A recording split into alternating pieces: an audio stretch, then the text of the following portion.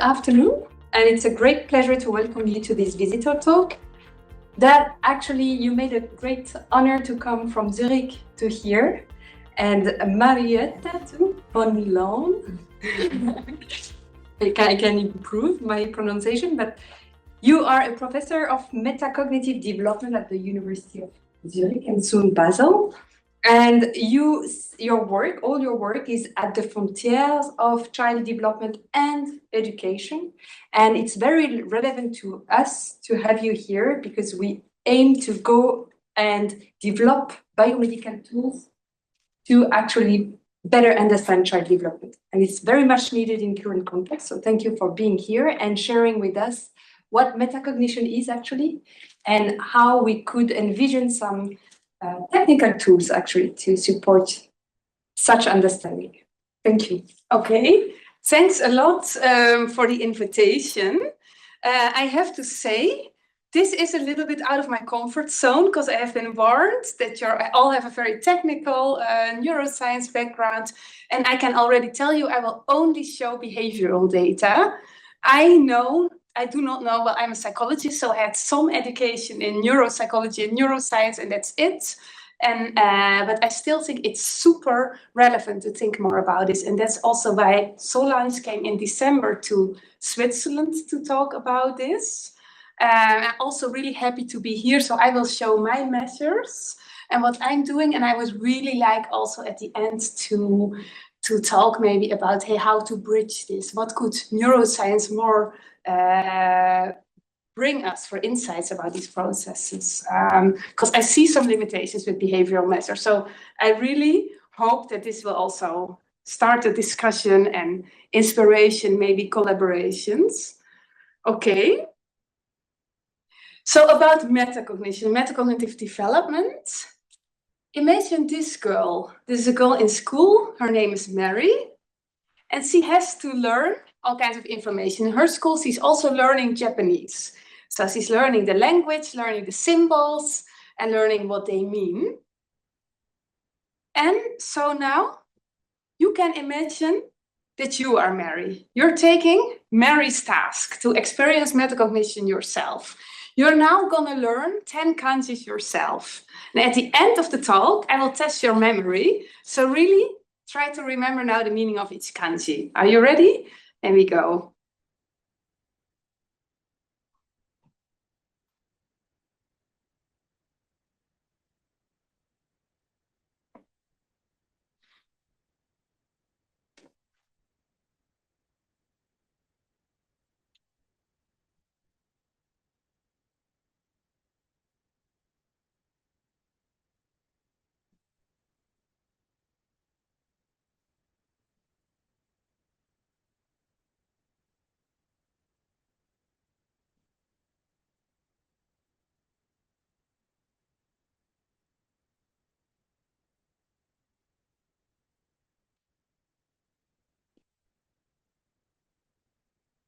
Okay, now my question is, and this you could say is a metacognitive monitoring judgment. My question is, do you think you remember the meaning of these kanjis, yes or no? So now look at each of these kanji and make kind of an internal judgment. Do you think you remember this? Yes or no for each kanji?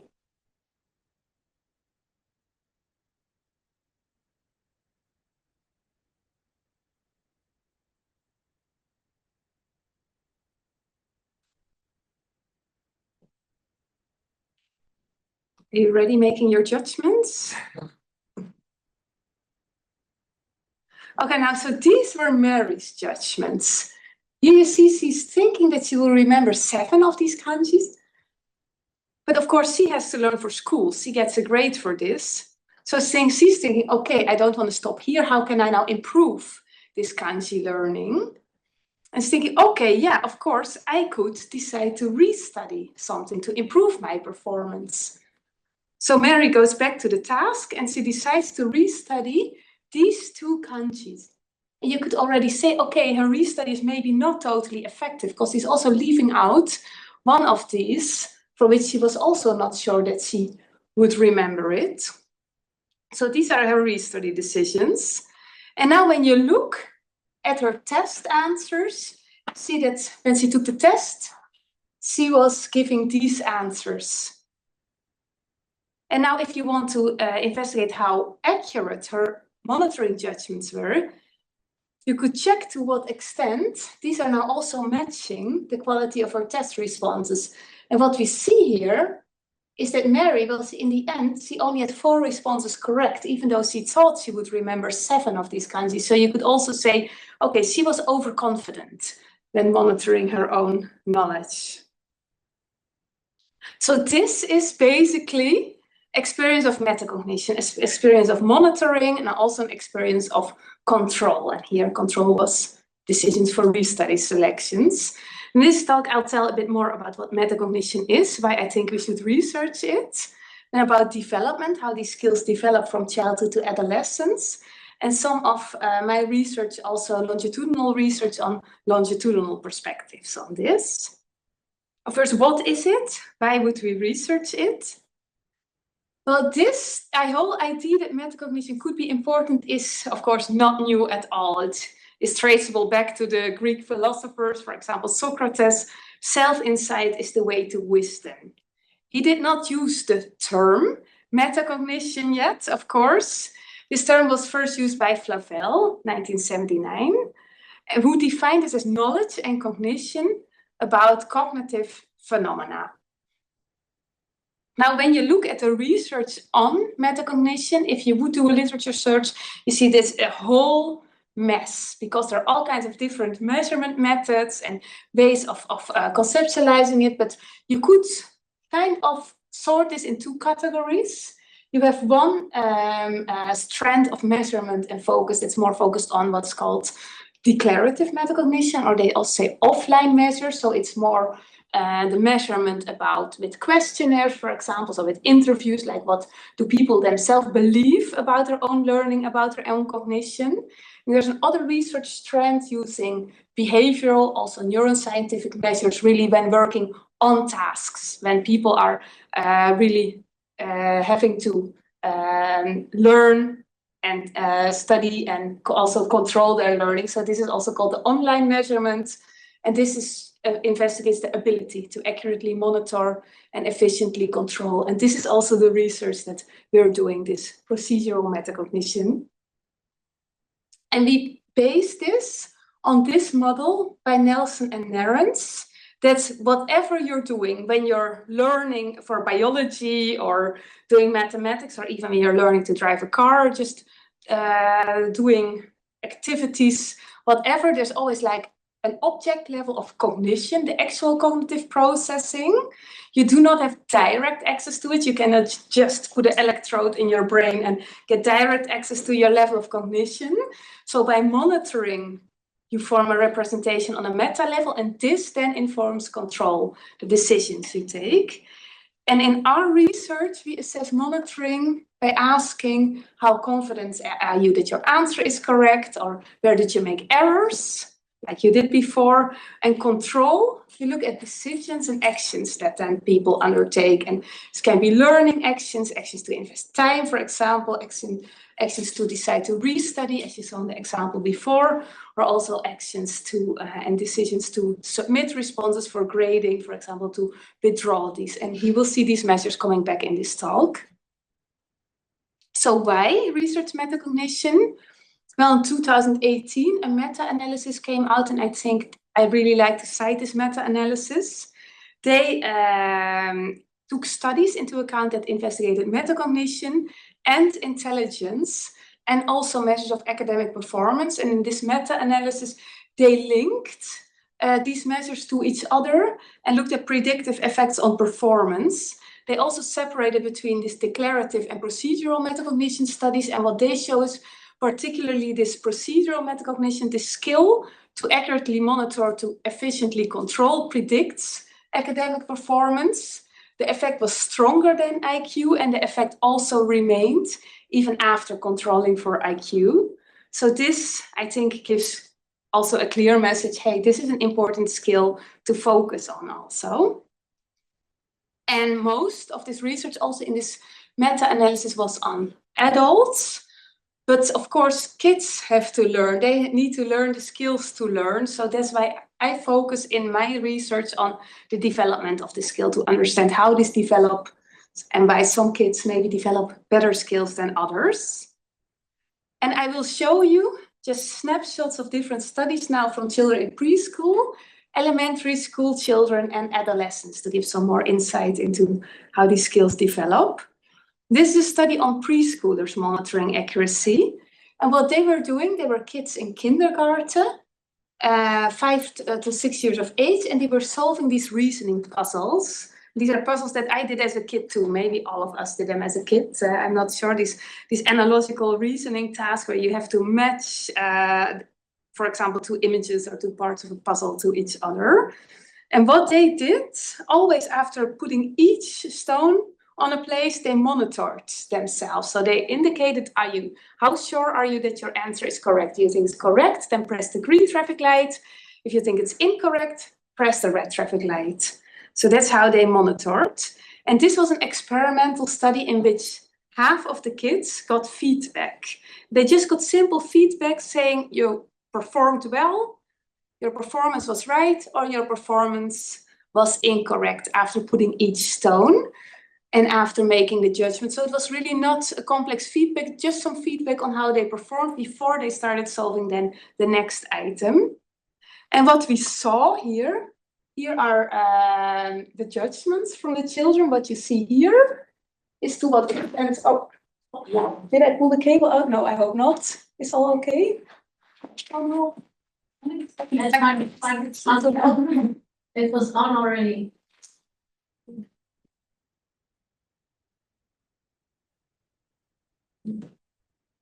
Let's try to.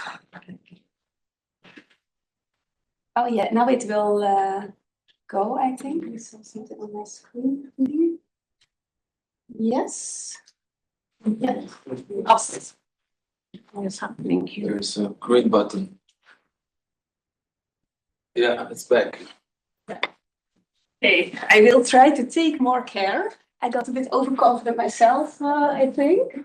What you see, the correct responses, they really, in both experimental conditions, they really pressed this green traffic light. They knew when they were correct.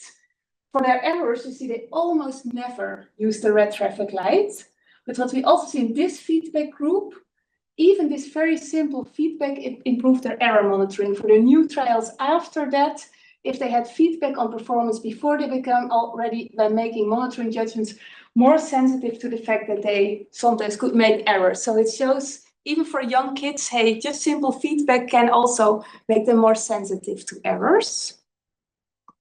Of course, in elementary school, important tasks are learning to read, learning to write, also learning to reason.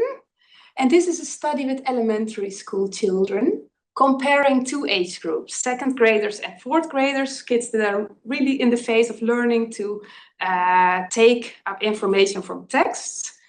And they were reading different types of text, for example, text about the bears and why they have a thick skin. And after reading the text, they answered questions. They did this 2 times. So it was a longitudinal study and 6 months apart. And what they also did was, after answering the questions, first, they were indicating how confident are you that your answer is correct for all the answers they gave. So they told them measure this with a thermometer. It goes from very unsure to very sure. So they gave confidence judgments. And then at the end, we told them, now you can get points for correct answers, but minus points for incorrect answers. So now you can decide for each of your responses, would you like to hand it in for scoring, or would you like to withdraw it? So then they could cross it out. So these were, you could say, monitoring judgments and control decisions. And what we see here is a clear developmental trend in confidence for errors. What we see is here the 2nd graders, they really are high up the scale. But we also see these trends, like at the end of 4th grade, they become already much more sensitive to situations where they could have made errors, more sensitive to feelings of uncertainty. And even within half a year, we already see that this skill develops. Also here, we even see more pronounced for this withdrawal of errors. We see at the beginning of 2nd grade, they're really a chance, more or less, whether they withdraw their errors or still submit them. And at the end of 4th grade, the kids are really becoming quite accurate. Close to 70% of their errors are then also withdrawn for grading. So you see how these skills develop. That was, of course, one task. Question would be, is this just for one task the case, or is this also generalizable? Is this a kind of more stable, consistent skill over different tasks? And for this study, we had 3 different tasks. We had this kanji task. It's a kind of same type that you did before. We had a text reading task and also a task for which they had to really memorize, learn a secret code and learn to read and write with a secret code with 2 age groups. We tested different models, which model fitted our data best with confirmatory factor analysis. And we saw that this model fitted our data best, for which the monitoring accuracy for the 3 different tasks and also the effectiveness of control for the 3 different tasks, they all loaded onto a metacognition factor. So it was not all separate factors, but it was really all these skills for different tasks. They loaded onto a metacognition factor, an overarching metacognition factor, and the performance for the task loaded on a separate factor. So how well they did at the end. And these factors, they were related, but still separable. So this, you could say, indicates these skills are generalizable. It's like, we wouldn't say already a trait-like, but it's more a kind of stable skill over tasks. In this study, we investigated for different age groups to what extent now this skill to monitor, to distinguish between errors and correct responses, also predict longer-term learning performance for 2 age groups. And here we see the values of path analysis for a group of 10-year-old kids and a group of 12-year-old kids. And what's quite pronounced here is that for the 10-year-olds, it does not matter so much for long-term performance. But for these 12-year-olds, how well they are able to monitor, it really was a strong and direct predictor of how well they were also able to perform academically, which also indicates that there's really quite a lot developing at that age. The younger kids, they have more difficulties with monitoring. Also in school, decisions are more often taken also by teachers. But at the age of 12, they also self-regulated learning really becomes a topic. Monitoring skills develop. It also really predicts then in the end how well children are able also to learn and study information. So I think this indicates that this age around adolescence is really an important age also to focus on in research. What is developing? Why do some children develop these skills adaptively? Other children lag behind. And here's one study we did. I did this actually a study for my PhD at the time for metacognition during adolescence. How do now adolescents really use their monitoring judgments for learning? These were kids in secondary school. And it was a reading task again. They were reading about topics for which they commonly had misconceptions. And there were 2 sessions, 1 week apart. Session 1, they did a pre-test. This looked like this, for example, statements like the largest part of the Sahara consists of sand, or bats are blind. Do you think it's true or false? How confident are you? Well, both statements are false. Sahara consists of rocks and bats can see quite well. But these are statements that usually people have wrong. So they took the pre-tests, then they indicated their confidence, and then they were starting to read texts about these topics because we wanted to see, do they now also correct their misconceptions? And does this correction of misconceptions now also depend on how confident they were? Then this is the test data 1 week later. And what we see here is that when they had low confidence in a misconception, it was quite likely to be corrected at the tests. But also with high confidence, it was like really half of these misconceptions for which they had high confidence, they never really picked up the information from the text they were reading even. They were just keeping this misconception at the test. So this also shows how overconfidence can be in the way of learning. If you're really confident about something, you're not even picking up this information, so you're not even correcting your misconception.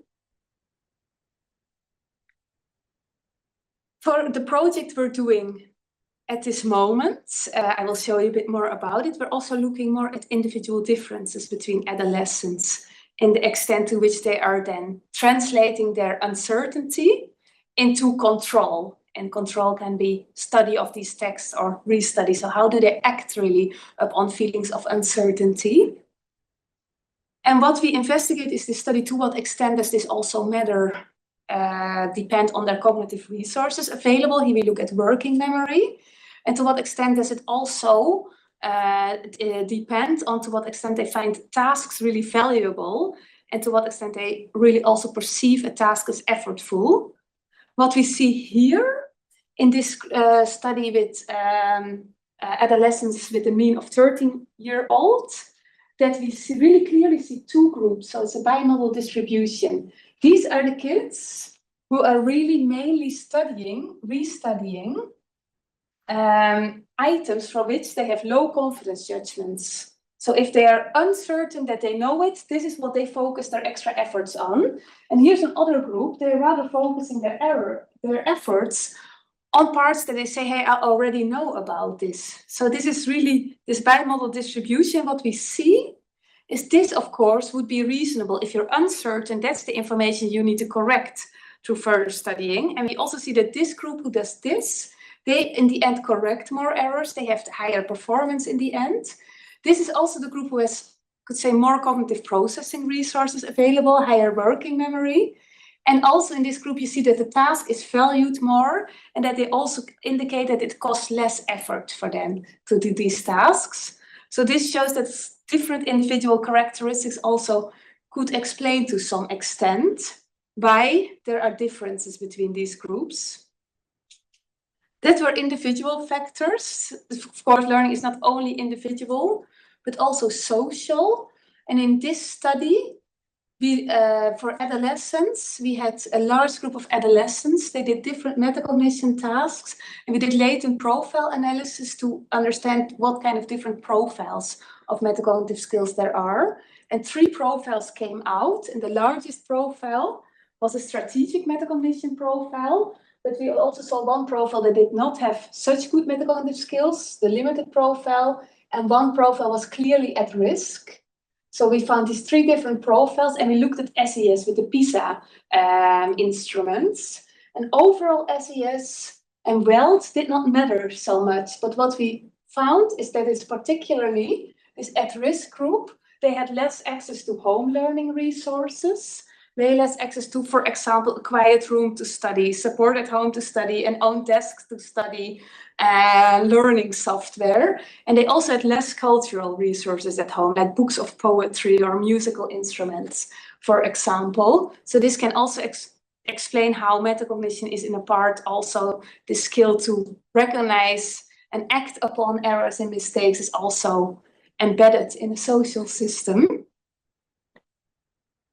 Okay, with my research at the moment, I'm mainly focused on longitudinal perspectives because only then we can really understand development and why some persons improve over time and other persons lag behind. And this is a study in which adolescents did the kanji task again, same as what you did before. They did it 2 times, 3 months apart. And the idea was if they do this the first time, it's really new to them. After 3 months, maybe there's not so much cognitive development for adolescents that you can really measure. But of course, they also have this experience with the task. So the second time, they come with these experiences. They know about the strategies. So that's why we assumed the strategies that they use and how effective they are, they may change if you test them 2 times.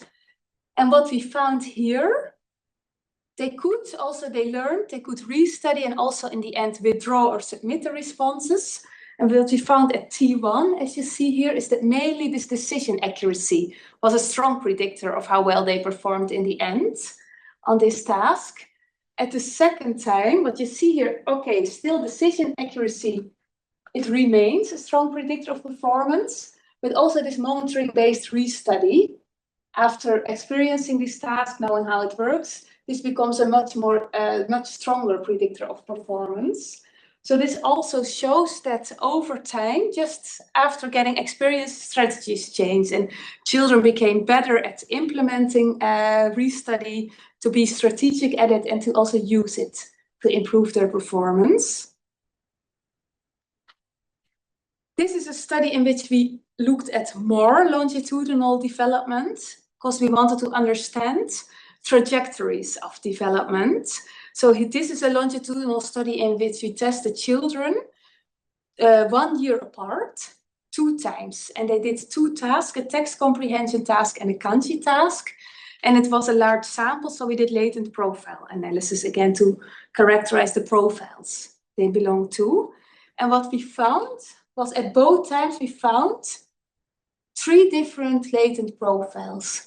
We found a profile that was average in metacognitive skills. We found a profile that was over different skills, really clearly low, and another profile with high metacognitive skills. And what you see here, also this low profile, we would say that's worrying, of course, because across tasks, they are low in metacognitive skills. I took only part of the graph out of it because it was too complex to put all in it. But here you see, for example, for the low profile, you see the effective restudy selections. That's where they differed pronouncedly. You see that the low profile is way less effective in restudy selection for both the text and the kanji task than the high and the average profile.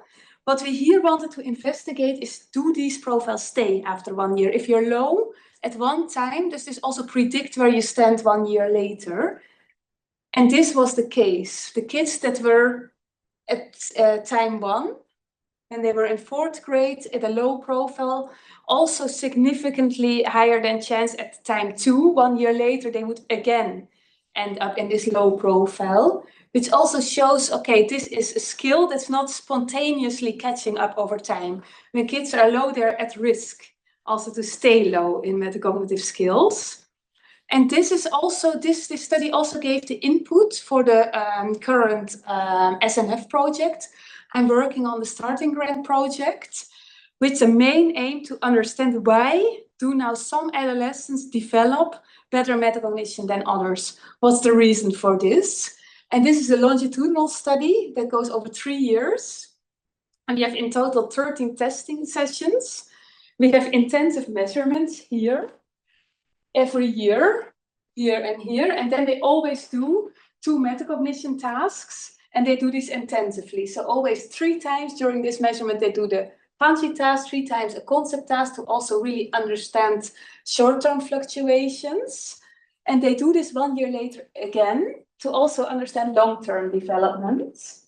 And we also, in between, we always go back for extra measures. We have also the grade point averages. We have measure of their working memory IQ, the strength and difficulties questionnaire. We have in there measures of emotions, effort, and difficulty, and also of their expectancy and the value of these tasks. And at this moment, we stand here. These data we have all analyzed. We have the data for the intensive measurement 2 in, but we're still processing this. So we're proceeding with, I would say, with data collection. We're over half, data analysis we're at 1/3. And I will show you some preliminary findings of this measurement point 1. First, when we look at the stability over the different tasks, but also over the different sessions, what we can see is these are correlation coefficients. Okay, it is quite stable, you could say. Like I would say a correlation of 0.5 is moderate to really strong correlation between these measures of the different sessions on monitoring-based restudy. But it also shows it's not a perfect correlation. So there are also fluctuations from moment to moment. What we had here, also the other measures in that first measurement point here was the intelligence test. All kids completed the Raven. And also at the end of the school year, we got the grade point averages also from the school. And we were interested what now of these measures predict their grade point average at the end of the year the most. What we investigated was this effective restudy. So do they act upon errors really when restudying? We also put in a measure of overall study time, indicating how much effort they invest in the tasks anyways, how much time they put into it, and also their intelligence score from the Raven tests. And we looked at the GPAs that were collected a half a year later. What we also see here, so of course, intelligence is predictive of grade point average. That's also nothing new. But what we see also here, that when you look at effective restudy, this is at least as a strong predictor of grade point averages at the end of the year than this intelligence measure. And we also thought we have to put in study time, because maybe it's just an effect of putting effort in instead of being really strategic. But study time itself doesn't matter so much. So it's really about being strategic also when controlling your efforts, which I think also shows, again, is of course preliminary. We are writing this up and doing extra analysis, also putting working memory into this picture too. But I think it shows, again, that these measures of metacognitive control are really important for learning. Okay, so in sum, I showed you before this Nelson and Narrance model. I think what we see here is with these findings, to summarize that monitoring, there are some cues about uncertainty or potential errors coming to persons, that these give input to monitoring signals, so they monitor, but the extent to which they then also translate their monitoring into actual control decisions also seems to depend not only on these monitoring signals, but also on estimation of how much effort it would cost to control, on the cognitive resources available, on intelligence, working memory, and also on the value the task has for them. So these are findings that I would also like to build on in future research. And also questions remain, and at this moment, I'm working on a proposal for a consolidator grant, and the deadline is first in January, so there is some time to think. So this is a really nice opportunity maybe to hear your thoughts about questions I am having here. My question is still, why do we have these differences in metacognitive control? We're coming one step closer by also understanding these differences in cognitive capacity, effort, value. But what is not really coming closer yet, I think, is to understand also what are these uncertainty signals then? What is this monitoring really? Because we are always eliciting judgments, like these confidence judgments, really explicitly eliciting some judgment. But of course, learning is not only retrieval, where we ask for confidence judgment, but research on metacognition, summarizing this chapter by Danlowski, ask for judgment at all different times in the learning phase. Already before even learning information, you can already experience certainty or uncertainty with, for example, ease of learning judgments. This is then explicitly elicited, or also during retention, before tested. There is research on judgment of learning or feeling of knowing. There are also, when retrieving, there are also other judgments than confidence, like, hey, with source monitoring, do I know where this information comes from? And these all are indicators of certainty or uncertainty at different phases and with different scope during learning and during retrieval. So what I do in my research, I usually focus on judgment of learning or confidence judgments. But I'm also thinking more and more, okay, this is just a snapshot, really saying for each item, indicate your certainty or uncertainty. But in the real world, this monitoring, not only monitoring, but also control, is of course much more fluid. People are not waiting to become uncertain until they have to make a judgment. But this is something that happens much more naturally during a learning process. So this is also a thought when we really want to understand also why people act differently upon uncertainty. We should better understand also these uncertainty signals. And I think instead of only using explicit judgments, we could also move more towards implicit markers of monitoring, and saying here neural markers. I don't think they can only be neural markers. I think they could also be physiological markers too. So, but here focus on neural markers. And I'm not the first one, coming with this idea, there is actually quite a bunch of research on this. And I'm not sure, maybe you're more aware of this research, but I did a little literature search. There's quite some research with EEG, looking at different aspects, measures, also differing in at what type of uncertainty they would assess, and also at what time, how fast these are or how slow. But I think these are different measures when aiming to understand uncertainty to also focus on. And this is something I'm at this moment thinking about too, like, hey, is this something I would maybe implement to better understand uncertainty?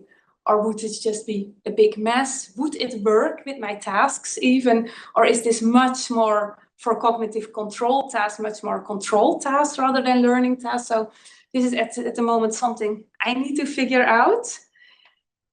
And I'm thinking myself more in the direction of EEG because I'm looking for this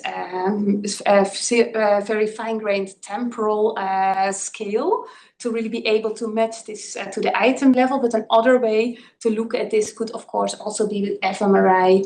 There's a whole bunch of literature, and you are, Solange, with your research on error monitoring, also part of that literature of this anterior cingulate cortex. That is kind of a monitoring hub where conflict monitoring, uncertainty, error monitoring, and demands for control, these signals are processed. And also these EEG studies, they also link the location of these signals closely also to the anterior cingulate cortex. So this research is also not contradictory, but adding up to each other. So I think probably that's less suitable to really be on a fine-grained temporal scale, but could also be suitable to understand maybe this bimodal distribution with adolescents. Why are some in this part of the distribution, where some in another part? Do they process uncertainty in different ways? So these are ideas I'm at this moment kind of working on, very early stage. Fortunately, I have time. The idea that these implicit monitoring signals could then be linked to control has also been shown in some studies. Of course, there's way less research linking monitoring and control rather than only uncertainty monitoring. But for example, this study also shows that larger PE was linked to also better or higher occasions of control, seeking more information. So also this argumentation would not come out of the blue. I would say that monitoring links to control also when you use neural measures, but could also be justified. And also when you look at development, there also appear to be age-related increases in different indicators, neural indicators of uncertainty, which could also probably explain why children are not so good at monitoring, why monitoring also does not matter so much for performance yet, and why this comes much more when they get older. So this, I think there would be a body of literature to build on, but it would be difficult at this moment to really decide on which measure to take and how to proceed with that. Because the question is also, all this research really with very controlled cognitive control tasks, often like the flanker task or the Stroop task, but is it also really the same case when you work with these learning tasks?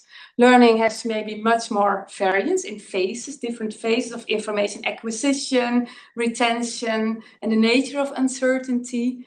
And probably also more variance in the ways to control, because you can, of course, control in a proactive way by deciding, hey, I'm just going to put in extra restudy efforts. I'm not going to even make errors on the test, so I put in the effort before. And another way could be reactive control, like, hey, when an error occurs, only then I act upon it and I cross my answer out, for example. So that's also control and monitoring are maybe not exactly the same in cognitive control research and in this metacognitive control research when learning.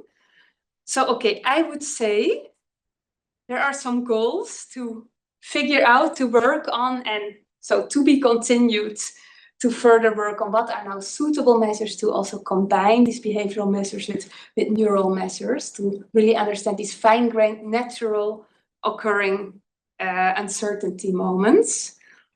Okay, so I promised you the test. This is your test again. Now you can assess your own metacognitive skills.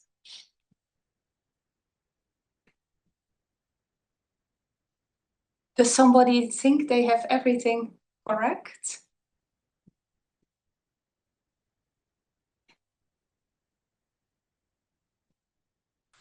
Well, I have another test for you. How confident are you now that you have learned about these topics I talked about? Make a judgment for all three of the topics. And of course, I said to you, it's not only about monitoring, but it's about the control afterwards too. So then the next question is, what can you now also do then to improve your understanding? And that's easy today because you can just ask me questions about it. So I hope we have some time for that. I think so. Thanks a lot for being here, for listening. Of course, I constantly spoke in the I form, but I have to say thanks to my team who worked with me on this, also to SNF for funding this research, to all the schools. And if you have any questions or suggestions, of course, we can talk here, but also please, if you know about literature, you say, hey, think about this, please also send me an email. Okay, so thank you very much. Thank you.